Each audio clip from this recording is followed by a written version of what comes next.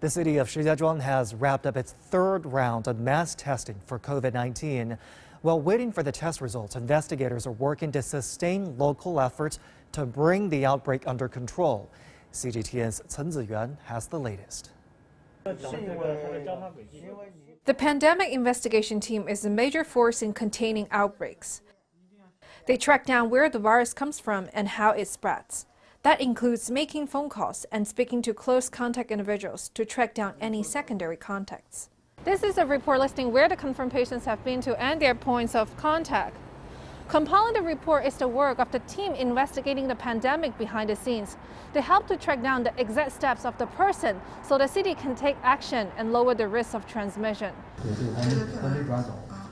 Li Zeying is the youngest member on the team from Hunan. She supervises and checks in on quarantine hotels and medical institutes, identifying issues that could lead to new outbreaks. I check in on the staff in different locations to see whether the previous training has been helpful. The methods are effective and they have memorized the guidance by heart.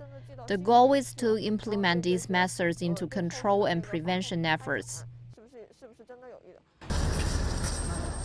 The hotel is one of the designated quarantine buildings in Shijiazhuang.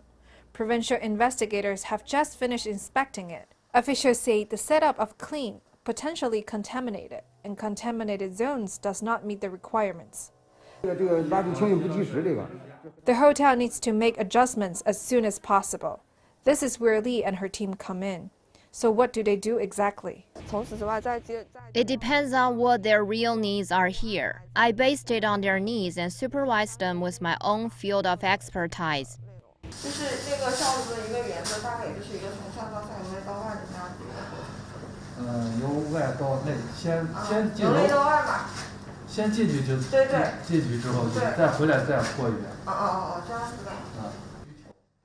Official data says there are 3,470 medical workers from across the country in Shijiazhuang.